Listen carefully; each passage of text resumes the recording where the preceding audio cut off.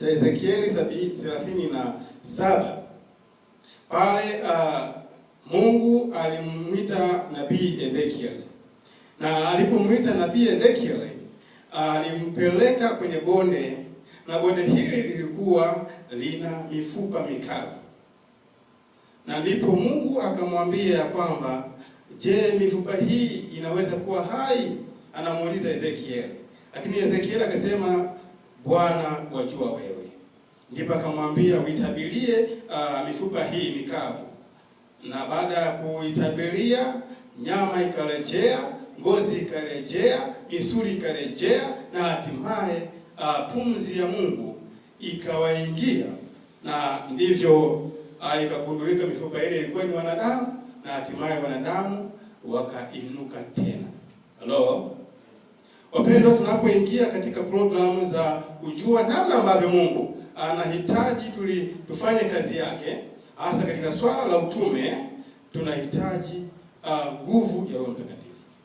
Kwa namna moja ama nyingine, huenda tumekufa kwa namna moja, namna ya maombi yetu tumekufa, namna ya kuenda kushuhudia kwetu tumekufa. Hivyo Mungu atupatie Roho wake ili tuweze kuamka na tuweze kuelewa katika juma hili, tuweze kuelewa msingi wa Mungu, namna ya kuifanya kazi yake.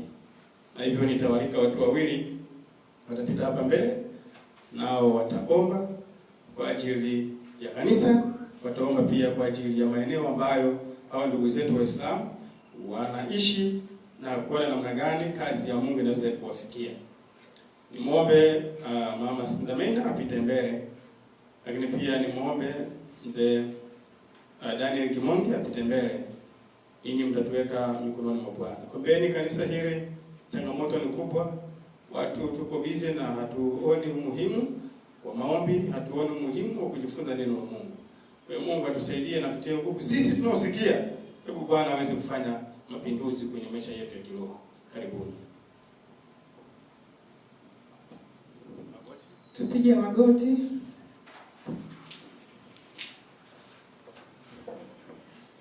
Tuombe.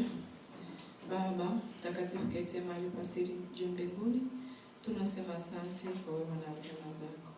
Tunakushukuru kwa sababu umekuwa pamoja nasi. Umetuvusha katika vipindi vigumu, umetufikisha masaa tukiwa wazima. Sio kwa uwezo wetu, mfalme wa amani. Wapo wengi ambao wamelala mauti masaa haya kutokana na vita ambayo ilikuwa imejitokeza wakati wa uchaguzi. Lakini sisi ni wakina nani? Tumekupa nini Baba? Hakika una mapenzi ambayo yanapaswa sisi tuyatimize. Tunakusihi Roho wako Mtakatifu akapate kuwa pamoja nasi, akatukumbushe na akatufundishe yale tunayopaswa kufanya, ili tuyatende Baba mbele zako kama jinsi ambavyo unahitaji. Mungu mwenye rehema, tunaendelea kukabidhi mkufunzi wetu ambaye yupo kwa ajili ya kutufundisha katika juma hili. Tunamweka mikononi mwako, tukiomba uvuvio wa Roho Mtakatifu ukapate kumvuvia. Yale uliolenga yakatufikie, basi yatufikie kupitia mdomo wake, nasi tukaweze kutoka pale tulipokuwa na kusonga mbele kuchuchumilia wokovu wako. Masaa haya tazama, wapo watu mbalimbali ambao wako majumbani na wengine wako njiani kuja hapa. Mungu nakusihi ukafikishe kwa wakati. Lakini wale ambao wameshindwa kuja kwa namna moja au nyingine, Mfalme wa amani, sema nao. Kawape moyo, kawaongoze nao wakaweze kufika kwenye kipindi hiki. Kamalize shida zao, Mfalme wa amani, kwani ufalme wako unatafutwa na wala hauji bila kutafuta.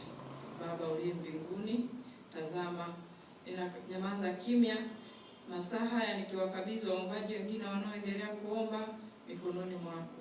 Ila Baba nakusihi usituache, ukatuandae kwa ajili ya uzima wa milele.